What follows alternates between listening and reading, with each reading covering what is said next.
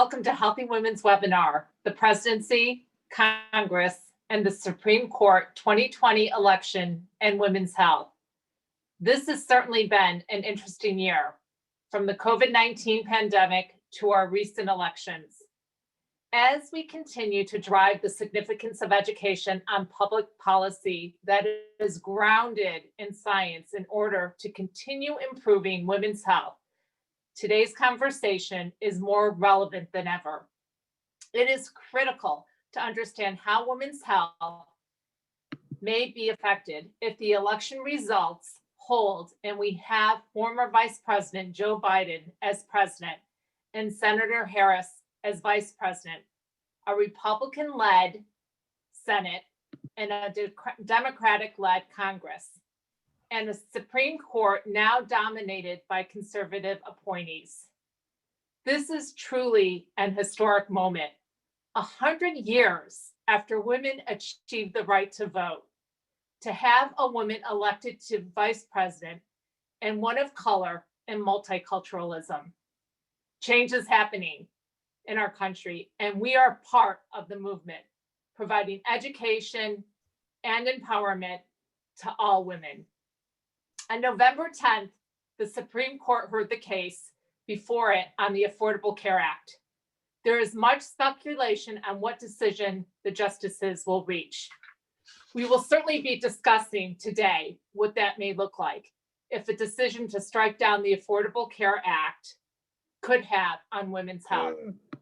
We look forward to an insightful discussion, and let me now introduce our moderator for today's esteemed panel of experts. Erica Pierce is the founder of the Millennial Boardroom. Erica is a former senior vice president in corporate America before co-founding a business consulting firm called Guide. From working at publicly traded healthcare company to working on Capitol Hill in the U.S. Senate and preparing for the U.S. Senate confirmation hearing for Justice John Roberts, Erica has a wide range of experience, very relevant to today's conversation. I also want to thank our partners, AbbVie, AMAG, Amgen, Astellas, Eli Lilly, Esperon, Hologic, Myovant Sciences, Novo Nordisk, Pfizer, Pharma, and Therapeutics MD. Thank you for joining us today. We encourage your participation to ask questions of our panel. You can use the Q&A box to ask questions or provide feedback. And feel free to give a thumbs up if you like a particular comment. Erica, I'm passing it on to you. Thank you so much, Beth, and thank you to all of those who have joined this very important and timely webinar today.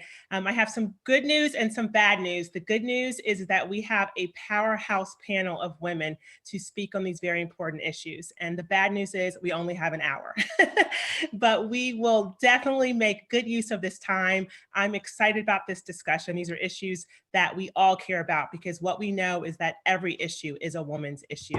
So let me first start by introducing Kate Broadley. Kate is a vice president at Lake Research Partners, where she conducts quantitative and qualitative research on behalf of foundations, nonprofits, and issue advocacy groups. A native Houstonian, Kate is the graduate of the University of Texas and a proud mother of 2 young girls. Kate, we know polling plays such a critical role in elections, and you've been polling a number of election cycles now. Can you share with us what's the biggest surprise from this election in terms of women voters? Have to unmute myself. Sure. Thanks, Erica, for that lovely introduction. I really appreciate it. The biggest surprise for me with women voters was how involved and engaged they were with COVID-19 impacting all of us, and with economic insecurity impacting so many families. I really felt like this year, more than any year, women really could have had a number of excuses to not be as engaged politically as they were. We conducted a poll among women registered voters in late August and early September for All In Together, and we asked if women planned on taking action before the election. And they did. So over a quarter said they would donate to a political candidate. About a fifth said they would contact an elected official or volunteer for a political candidate, organization, or issue campaign. It also might have felt this year that the energy was on the Democratic side, but when we looked at partisan women in this poll, it was actually Republican women who were more likely to volunteer for a political candidate or organization or issue campaign. And so that really opened my eyes earlier this year.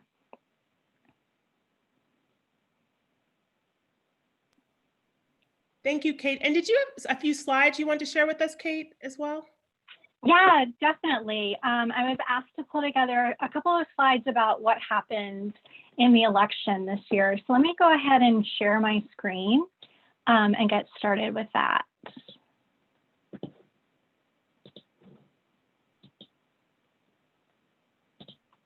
Okay, can everybody see this okay? Yes. Okay. All right, so what happened in 2020? To really understand that, we need to go back and understand what happened in 2016. So as we all know, because we've been living it for the last 4 years, Donald Trump pulled off a victory, even though polling showed both nationally and in key states that Hillary Clinton had the lead. So how did that happen? What ended up happening in 2016 is that a large number of the voters who were undecided in Wisconsin, Michigan, and Pennsylvania ended up voting for Trump, and they decided in that last critical week before the election.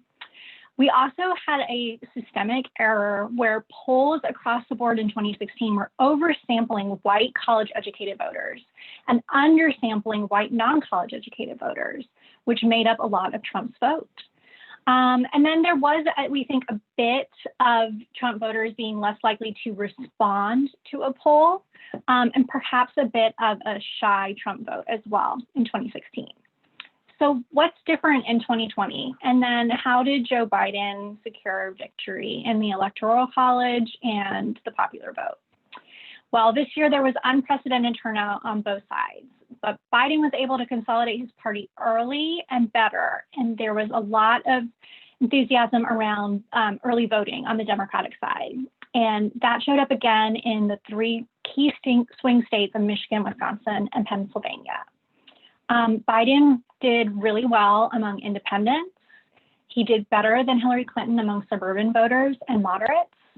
And in these swing states, and I'm going to add Georgia and Arizona to the swing states I've been talking about, we also had massive turnout for Biden among Black, Latinx, Asian American, Pacific Islander, Indigenous, and LGBTQ+ communities as well.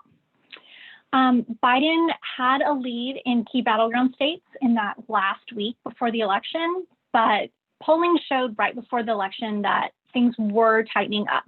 And so I know a lot of us spent much of October looking at polls and seeing a pretty substantial lead for Biden.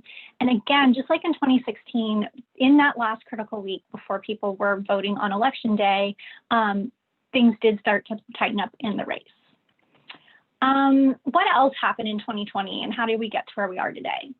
So President Trump has had a consistently underwater job performance, which means there's more people who disapprove of the job he's doing than the people who approve. And that is not the kind of position you want to be in when you're trying to get reelected. People were very concerned about coronavirus leading up to the election, and they didn't like the way that Donald Trump was handling it. It was a top issue for voters, and I'm going to get into that a little bit in a couple of slides. And people are concerned that the worst is still to come. Another important dynamic was character this year, and his character was more appealing. It's a very uncertain time, and so voters responded to kind of his steady leadership that he displayed, his calls for unity, and then his persona as somebody who has a lot of integrity.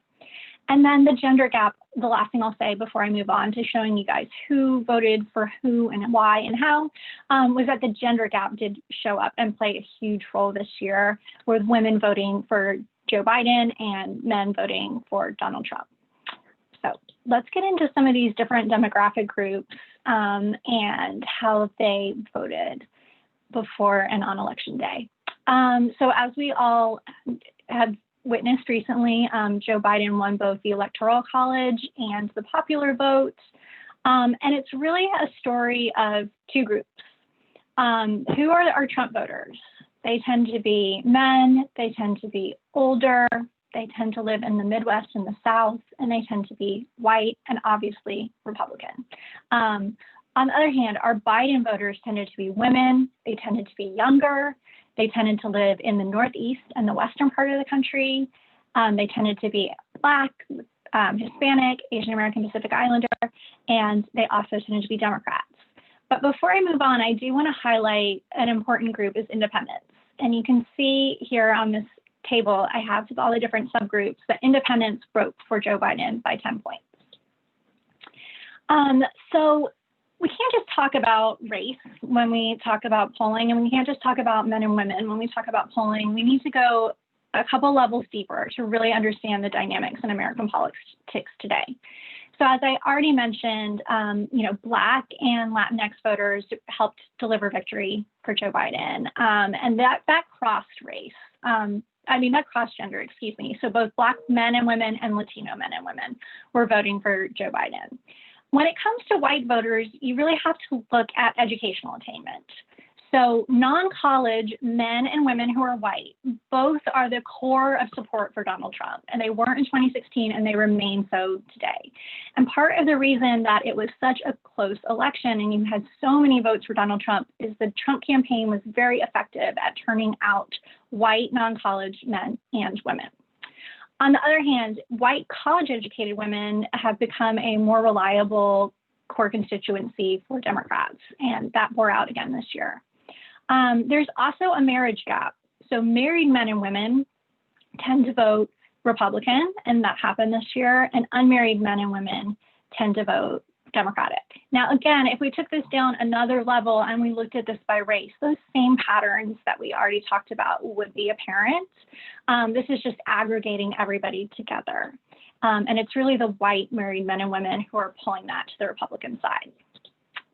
Okay, so my firm conducted a poll right before and on election day with voters nationwide.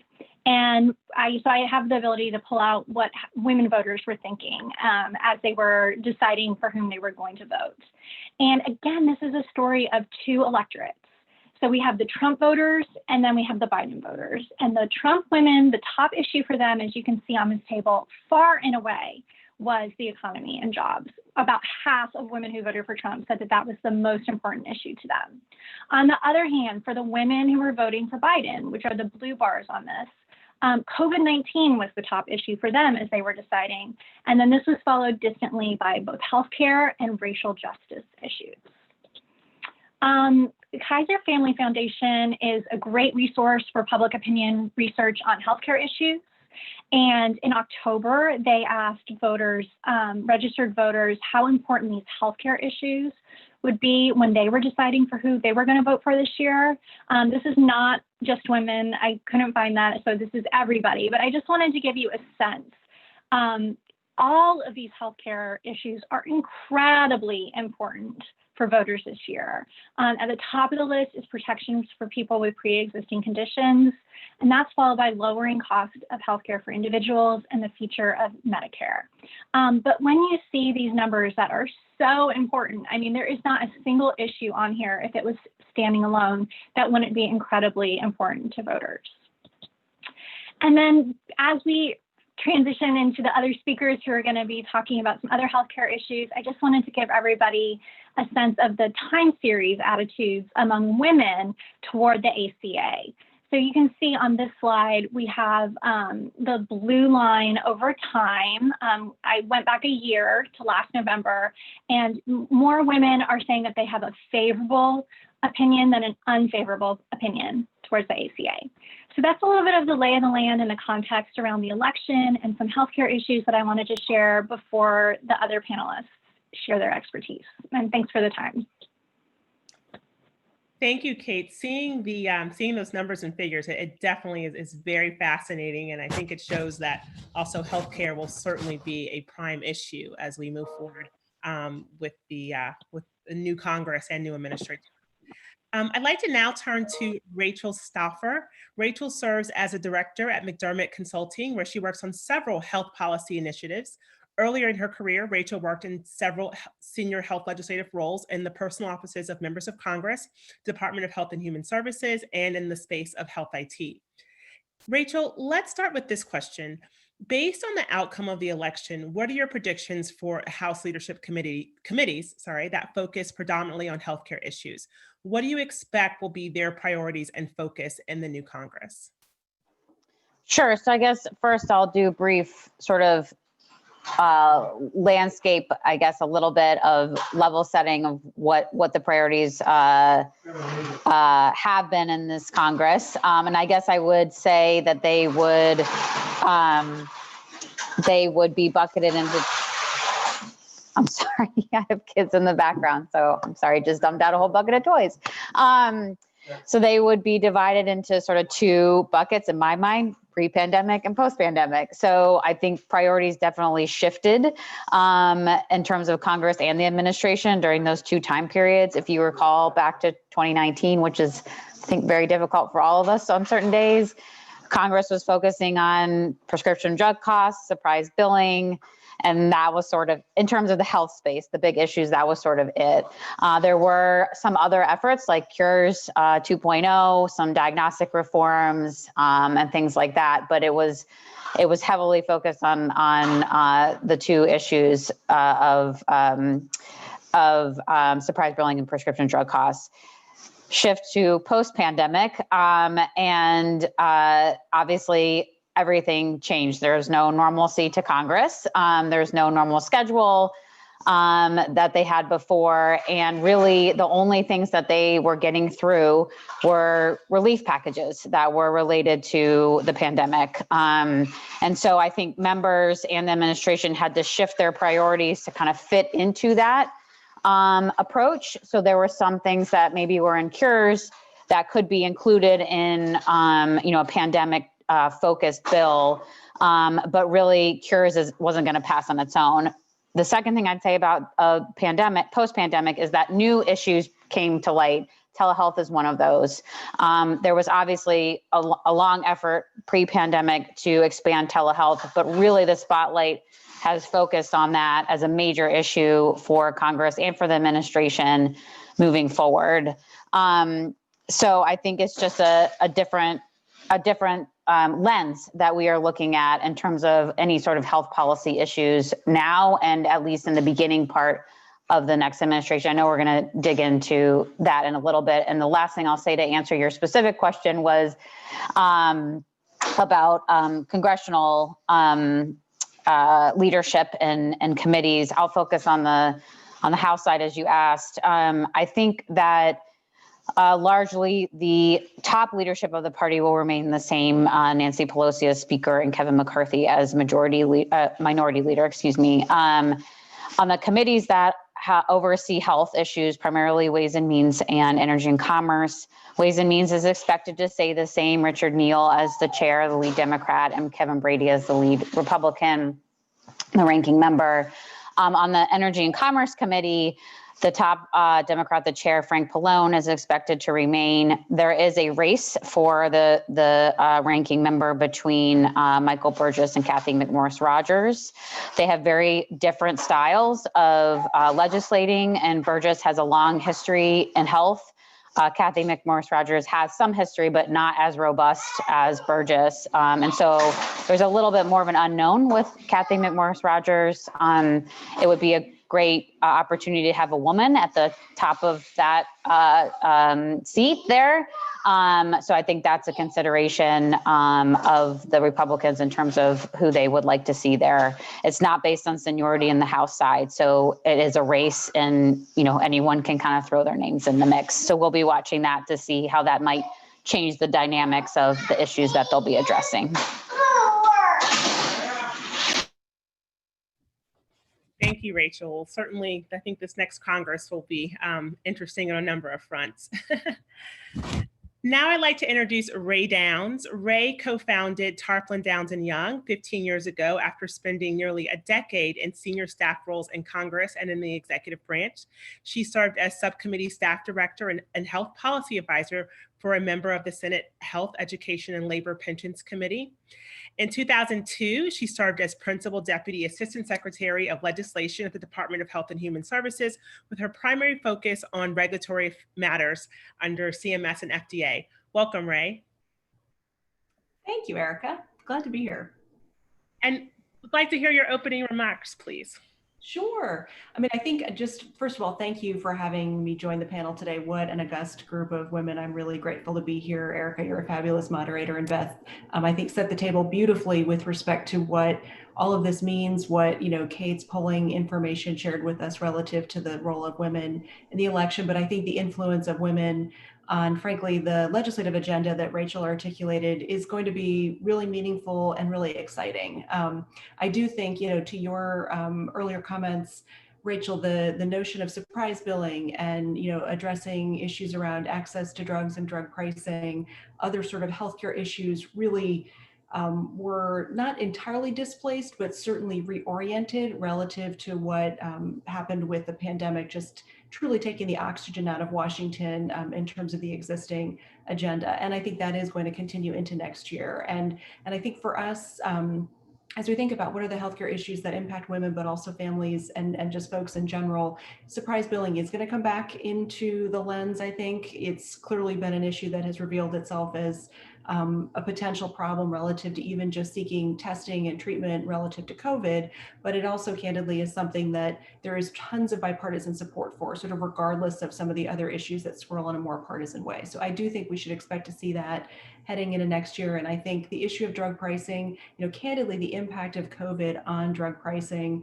has been really interesting. There's no question that the innovative, can-do, and frankly, incredibly accelerated timeline of products, vaccines leading the charge there, but obviously therapeutics. The pharmaceutical industry is a necessary partner, a critical partner to solving for public health crises, but also just writ large in the healthcare crisis situation. At the same time, we have the pandemic raging and companies responding with new innovation and new science. We also have breakthroughs on the therapeutic front in cell and gene therapy that would have been the headline if not for the pandemic right now in terms of scientific innovation. So there's tons to be excited about there, and a lot I think that will sort of circle around as a focus from a Hill perspective and an administration perspective going forward. I'd love to also just maybe compliment Rachel's comments with respect to the leadership activities in the Senate, both with the committees that we care about and obviously at the top of both parties. It's an interesting time. There's a Georgia runoff situation for both Republican seats that are held right now, but that will occur on January 5th, and that the outcome of both of those races will determine control of the Senate. So as I talk about the committees and who's at the top of the dais, the gavel may be in one hand or the other, depending on what happens on January 5th, because we're right now at a 52-48 Senate. It's the country is pretty divided. I think the Senate is going to be pretty divided as we head into the next Congress. So just, the leadership ranks similar to, as Rachel described the House, there's a lot of consistency going into the next Congress. This was an epic election, but we have seen actual, continuity relative to leadership on both sides. And they did actually in the Senate have their leadership elections already. So that is set in stone for the next Congress, with Senator McConnell leading Republicans and Senator Schumer leading the Democrats.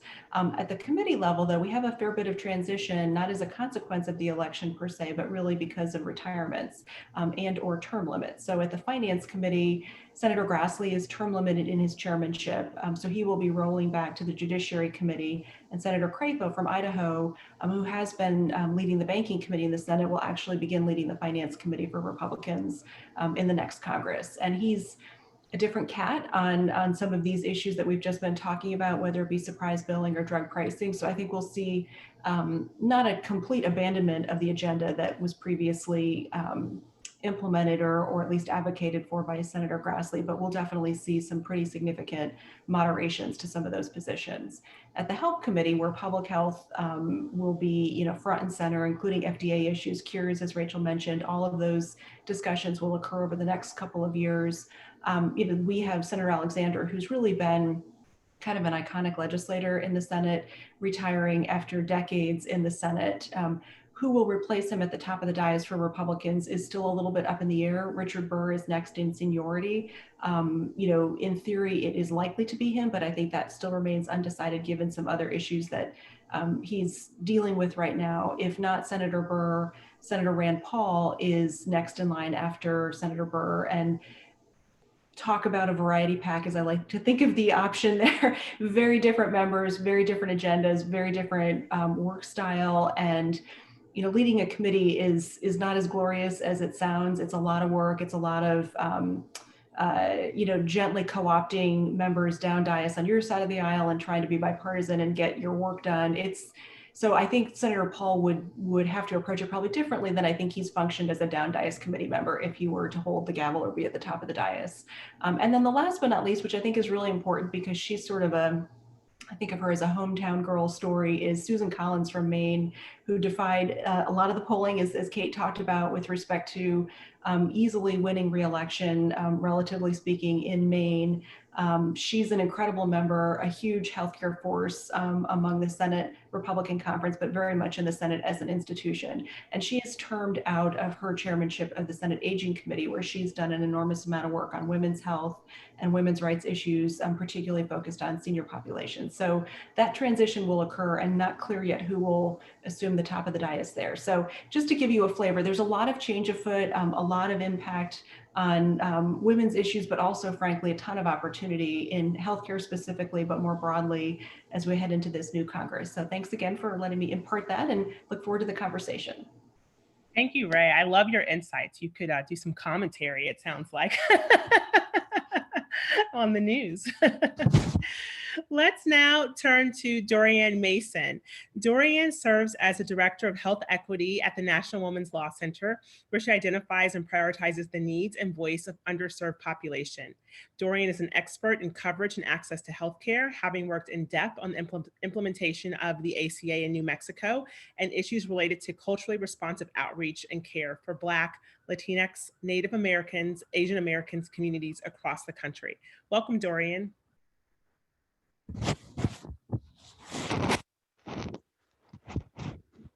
Let's make sure you're not on mute. Can you?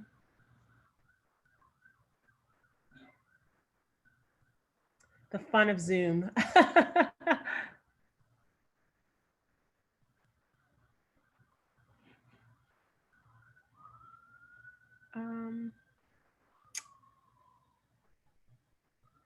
One moment while we figure this out.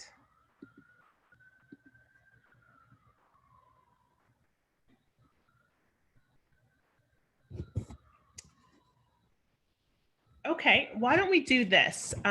We can take a few questions while we work through the technical difficulties, and we can always pop back over to Dorian, because I know we want to hear about what's going to happen with the courts.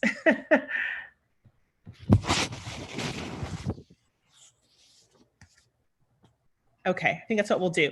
So, a few of you have mentioned COVID-19 because, I mean, how can we not mention it? It's top of mind, I think, for all of us right now. And Kate, I wanted to ask you first, did you see anything regarding just concerns about the safety and the effectiveness of COVID-19 vaccines in any of the polling? I know some of the news in terms of the vaccinations came out post-election, but just curious if you could speak to any of that as far as, when people were going into, cast their votes, how much was that playing into, how they casted their vote, who they voted for? Yeah, like I mentioned in the slides, COVID-19 was the top issue for women who voted for Joe Biden. And that's true for men who voted for Joe Biden too. The Biden voters were just really energized by COVID-19 this year. So Ipsos has been doing COVID-19 surveys throughout the year.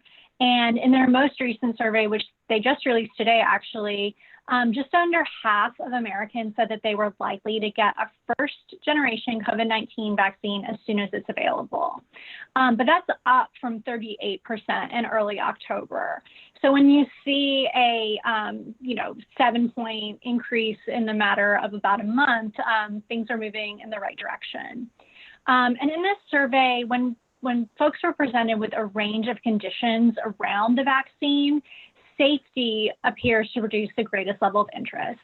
So 68%, and just as a reminder, half said they would be likely to get a first generation COVID vaccine as soon as it's available, but 68% said that they would be likely to take a vaccine that's been proven safe. So this is definitely top of mind for people as they're thinking about their decisions around getting vaccinated.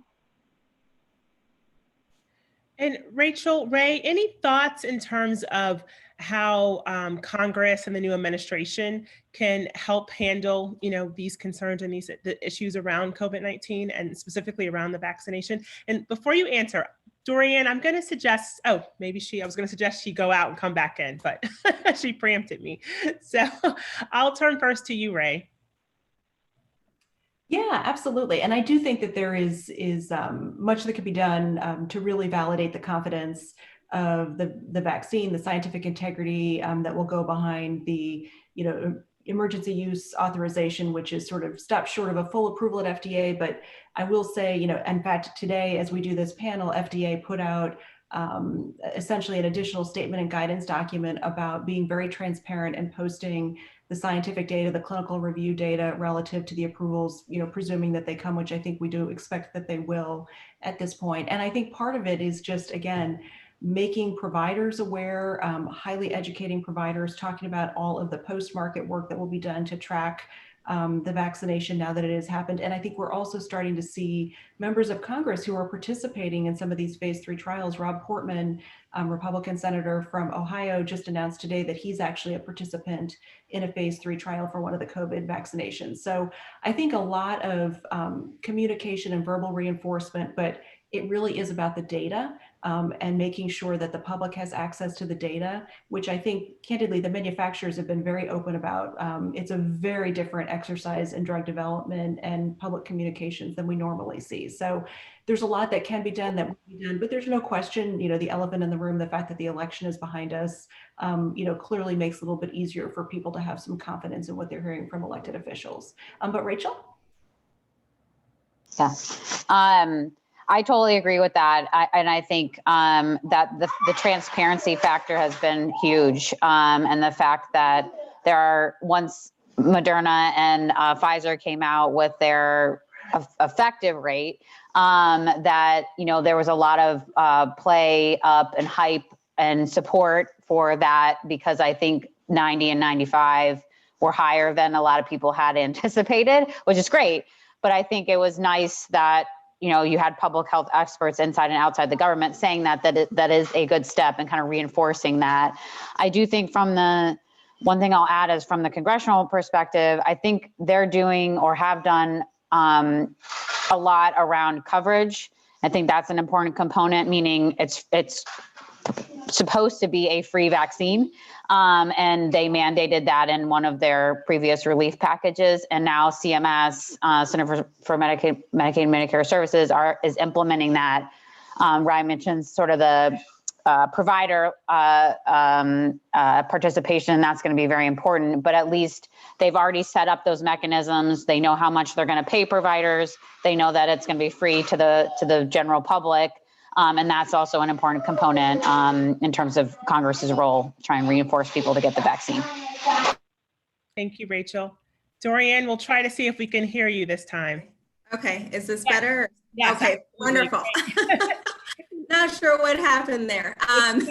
But before we turn to the ACA, I actually wanted to give some thoughts and commentary on this last question relating to the COVID-19 vaccine, because I haven't heard it stated yet explicitly. I think, at least in the communities that I work within and my family and the people that I'm talking to and my friends, I think it's important to acknowledge and discuss the history of medical warfare on Black and brown bodies, particularly Black, Indigenous, Latinx, over the course of this country's history. I know for me, I have not forgotten forced experimentation on Black women's bodies that led to the, modern gynecological medicine. I have not forgotten the, colonizing Europeans who came in and purposefully infected indigenous communities with communicable diseases. I have not forgotten about the Tuskegee experiments. I haven't forgotten about any of those things, right? I haven't forgotten about most recently the reports that we're hearing about forced sterilizations in ICE detention facilities, right?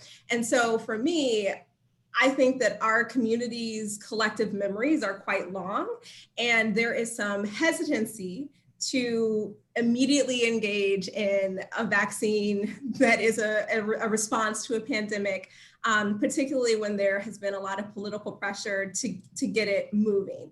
And so I think that if we're talking about particularly the communities that have suffered the most harm with the COVID-19 pandemic are the same communities that have this historical trauma and the collective memory, and that if we are talking about true engagement as soon as possible of these communities in getting the vaccine, we have to talk about that history, and we have to ensure that people from those communities are a part of the process from zero to the end, right? So not just coming in and saying, here's the vaccine, trust it, be sure to take it, but really being represented at every step of the vaccine process and ensuring that they have power and a voice at each of those stages.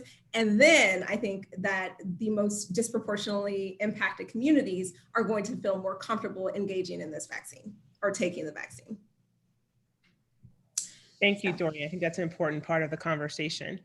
Well, while we have you, can you also share with us another top of mind issue, which are the courts? And we certainly know the dynamic of the Supreme Court has evolved, and just, would love to hear your thoughts in terms of specifically what will happen with the ACA. We know that Texas versus California will be hearing that decision soon. So any predictions you have there in terms of both timing as well as just the impact that it will have for states and healthcare and women's issues as well?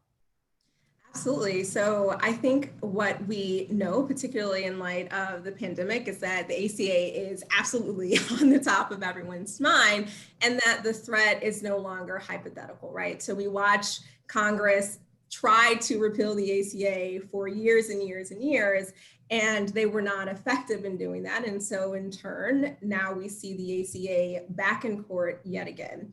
And of course, 1 week after the election, the case went up, oral arguments were had, and ultimately the case hinges on whether the requirement that the individuals obtain health insurance or pay a tax is constitutional, and whether if that particular provision falls, then the entire ACA should fall. I think what we saw during the oral arguments, I know my team, we were watching, I'm sure people across the country were watching, and what we saw were questions that would lend us to believe that there is a possibility that the ACA will in fact be found to be constitutional, even if the individual responsibility provision is found to be unconstitutional. So there were lots of questions about standing, lots of questions about severability, and I know that that we walked away feeling like the questions were important questions, and that we are just going to wait and see without any necessary predictions where the case is ultimately going to land. We are expecting a decision. Typically it takes about 6 months from oral arguments to the decision being released, but I've heard rumblings of anywhere as early as late winter, but we're really looking to see a decision come down probably early spring. Obviously, a decision to, essentially invalidate the entire ACA would have devastating consequences, particularly for women. We're talking about, all of the women with pre-existing conditions, 6 to 8 million, including now additional women who have tested positive for COVID-19, right? So that is now going to be an additional pre-existing condition that may be one that would prevent them from being able to obtain insurance if the ACA goes away. We're talking about plans being able to go back to charging women more for premiums, right?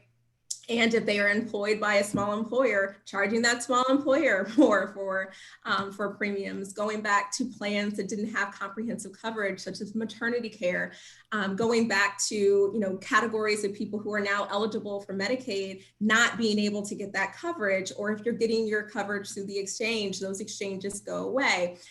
These are really significant things that are up on the chopping block along with the ACA, and this doesn't even get to no out-of-pocket cost when you're going to get preventative care, including all of our contraceptive options. And so the impact of losing the ACA is, I don't think that it can be overstated, particularly as it relates to the impact that it's had on women and their families.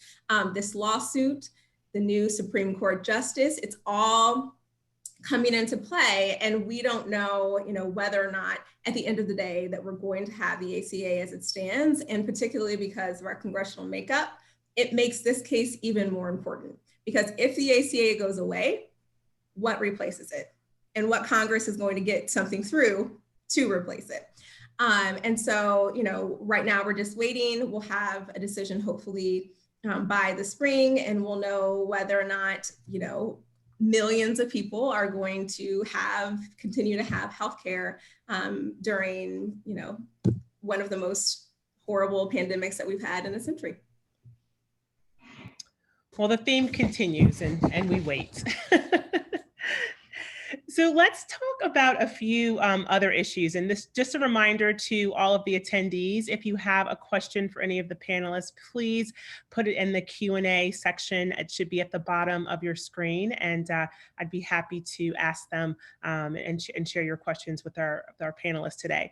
But let's move into cures. I know, Ray, you mentioned this in your opening remarks. But as we think about, again, the pandemic, because it's hard to think about other things besides that, how do you think the pandemic will influence, for better or for worse, components of the Cures 2.0 package? Ray, we'll start with you, and then Rachel, also want to get your thoughts.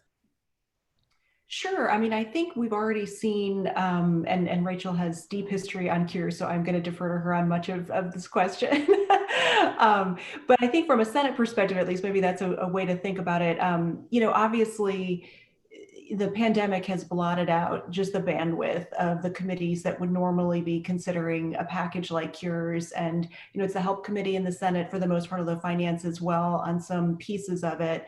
And I think, I think we will continue to see savvy members of Congress who have good relationships either with the committee or on the committees take these component parts of bills like cures, and frankly, there are other bills out there that similarly fall into this capability of backing it into a little bit a COVID connection, so that as legislation moves forward that is COVID related, there's just a greater shot of maybe peeling off pieces of different pieces of legislation, cures and others. I do think, though, that just to flag for everybody, so look down the road at the next Congress and what they might possibly be working on outside of COVID, but there will be two things that I think could be opportunities. One is the FDA user fee bills. All those programs need to be reauthorized at the end of this next Congress. So there's a year and change of buildup to be able to then, plug into a true legislative process where legislation starts to move through before it gets reconciled and signed into law. So that, I think, is a place we could see some elements appear. The other is, frankly, if we do additional pandemic preparedness, trying to get ahead of this kind of a crisis being as impactful as it was from a public health infrastructure and preparedness perspective, I think that's another place where we could see additional related COVID legislation perhaps hitch a ride, even if it's outside the traditional bounds of, investing in vaccine development or capacity build out. I think there's policy opportunities there too. But that's, the Senate has historically been sort of behind the times, if you will, from, the House with respect to cures. I could imagine that playing out in the same way again in this next Congress, but I think there's a lot of interest in tapping on the expertise and the investment of energy and stakeholder input that, the fabulous leaders in the House put into this Cures 2.0 package. Thank you, Ray. Rachel? Sure. Yeah. I mean, I totally agree with all of that. And I think that, prior to COVID, the leaders in the House, Diane DeGette and Fred Upton, had already gone through a lot of stakeholder engagement, obviously put out some paper on it, and we're wanting to get it to move. And I think that they will continue to try to do that. I do think that, as was just mentioned, the big challenge is priorities and resources. You need the committee to focus on this. Neither one of those members are chairs. So Daggett is chair of a subcommittee, but she is not chair of the full committee. And so it will be sort of a competing priority, and them having to make the case that this should be, a top issue of the committee moving into the 117th. But I think the more likely scenario is basically what was mentioned, is you have your Cures 2.0 and you can present that as a package, but really most likely I'm assuming that it will be picked off, or if there's agreement in the entirety placed into something else. And that may be a relief package that could easily be, and a number of the provisions they cover FDA. It could easily be, as was mentioned, the user fee.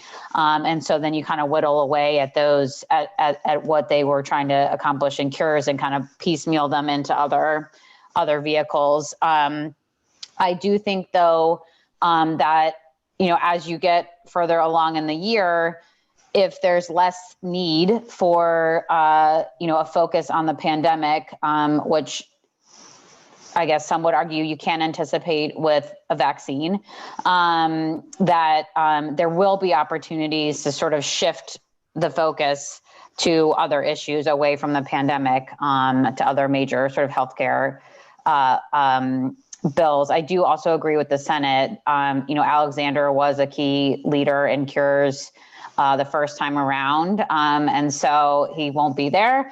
And I don't know what Senator Crapro's interest is in Cures 2.0. So I think there's some unknown dynamics that even if you get it over the hurdle of getting it past the House, then what? The first Cures effort, I think, was over 2 years long from start to finish. So, I think they've done a lot of work. So it's maybe not 2 years from now, but it's a long process.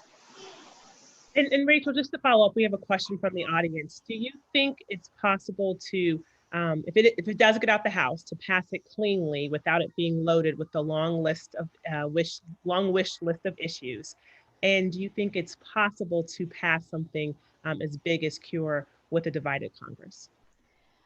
So I'll take the last one first. I do think it's possible. I mean, when I worked on it, the Democrats were in the minority. It was a very bipartisan effort in the House. It was a very bipartisan effort in the Senate. And in the end, got overwhelming support in both chambers.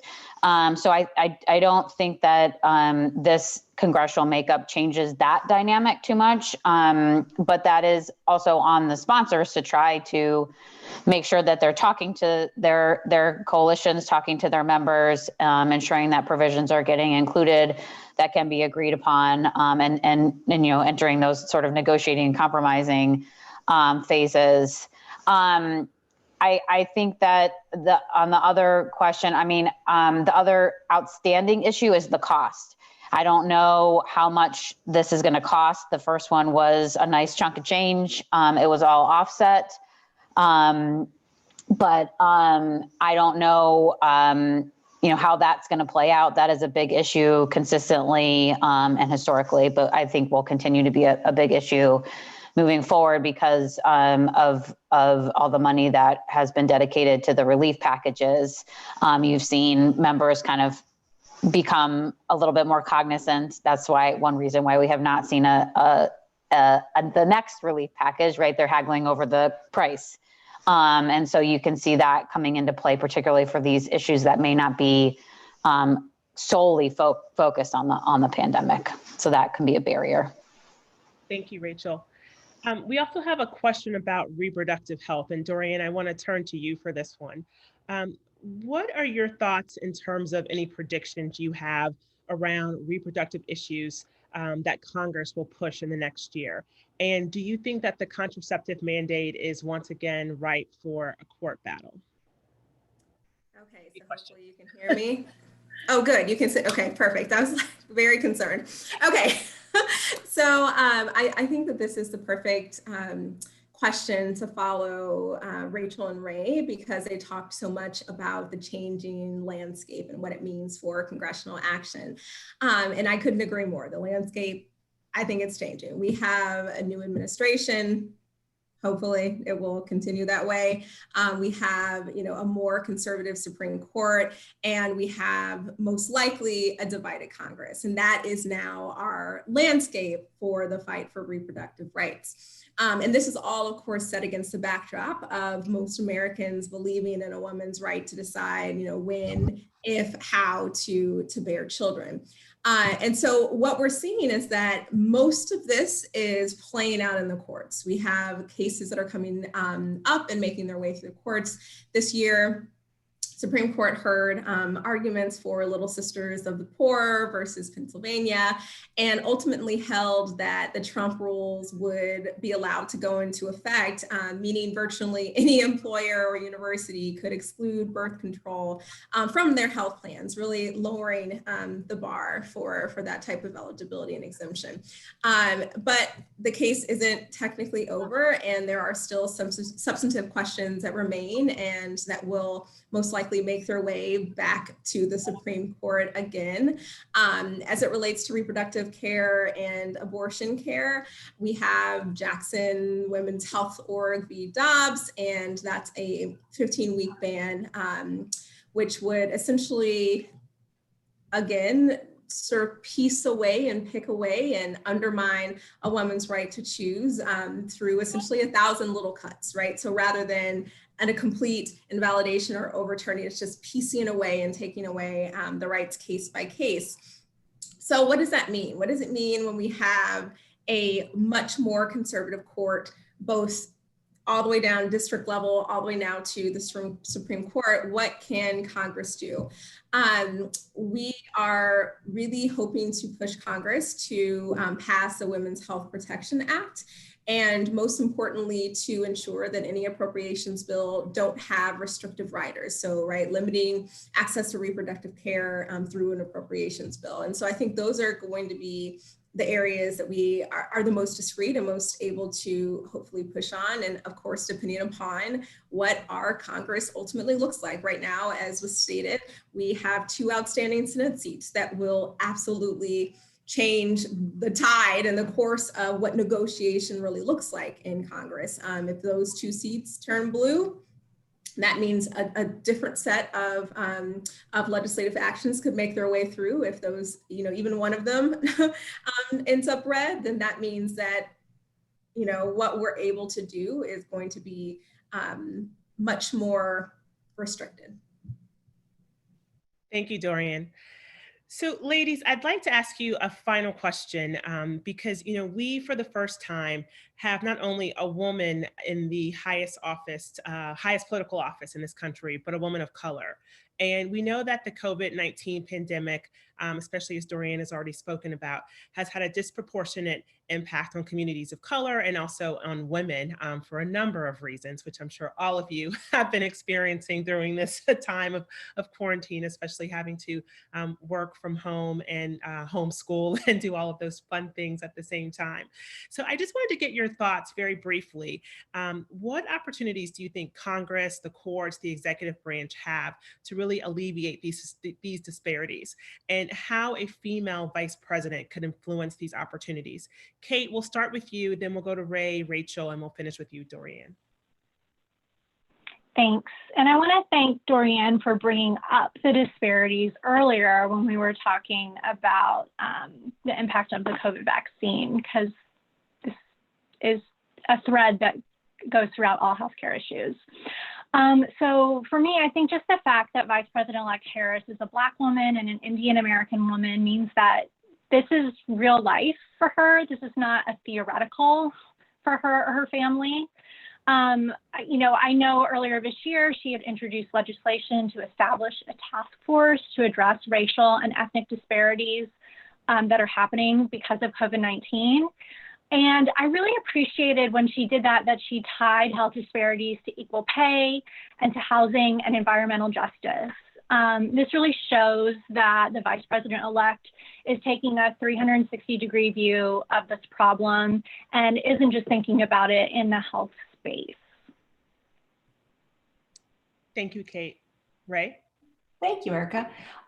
So I think it's a great question. And I do think that from a Republican perspective, obviously there is not necessarily, complete alignment on the underlying policy goals, but the notion of promoting women and the perspective of women and women's priorities as we filter policy and governing, there's no question that Kamala Harris is going to help lead that charge. And I think Republican women are thrilled to see a woman in the White House, particularly a woman of color.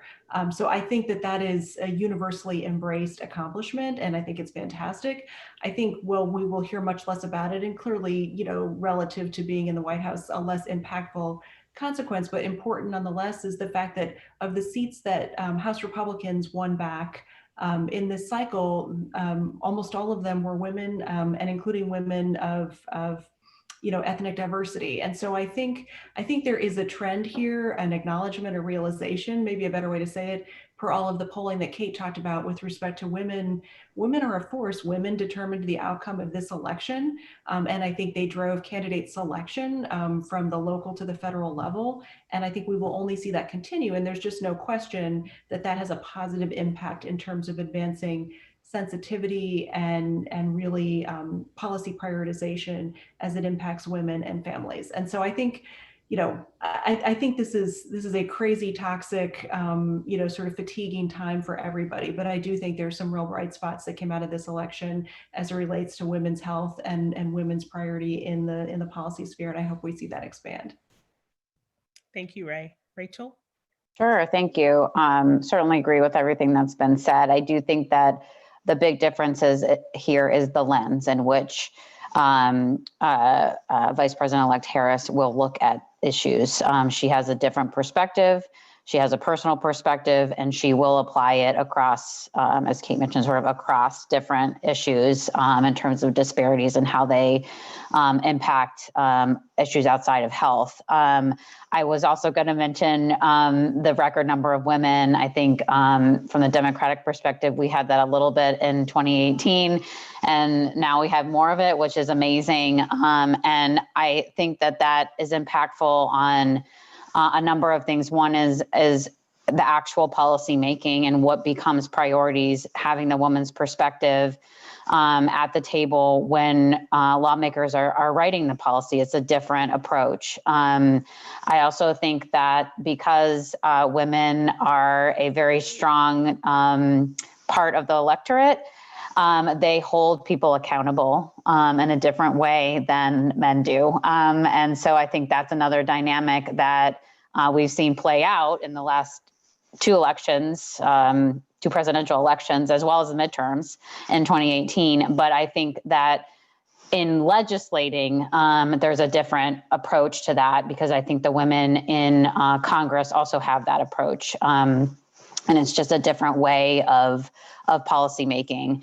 And I think the other thing is just on more broad influence, I think that women recognize that they have a role to play in terms of role models. And this is having Harris in the White House is a big step forward with that, but also members of Congress. I mean, I think that's just an important place for them to be, and they will certainly, and we hope they will, but we certainly hope they will understand that and push for sort of a women's values and women's perspective in policymaking.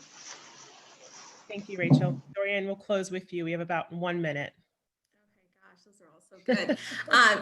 So I think it's important, and I would, be remiss not to stop and acknowledge the history that was made with Vice President-elect Harris. But, and I think that it's important, as Kate mentioned very explicitly, that she's already demonstrated through legislation that she's pinned, legislation that she's supported, that, she understands the importance of health in this country. And I think that she gets how institutional and systemic racism, gender bias, homophobia, and the like impact not only individual health, but community health. I think she gets it. But we've talked about landscape a lot here. And this landscape is, I think, particularly tough. We're not going to solve these issues through executive action alone. We're not going to solve them through Congress alone. We are not going to solve them through the courts alone. It really does have to be a concerted effort across the three. And, you know, because Trump has appointed 200 plus judges to our judiciary, our courts are more conservative now than ever, and they are more open to challenges to reproductive freedoms and health than ever before. And so that means that Congress and the executive branch are in fact more crucial now than ever. And so I think for me, when I'm thinking about what it means for health disparities to have Vice President-elect Harris, it means for me that I think we should be pushing against or resisting the idea that unity means sacrificing the rights and the needs of the people who have been concretely harmed over the past 4 years and continue to suffer even now. Black women, Latinx women, Indigenous women, immigrant women, LGBTQ women went out to the polls and they voted like their lives depended on it because they in fact did.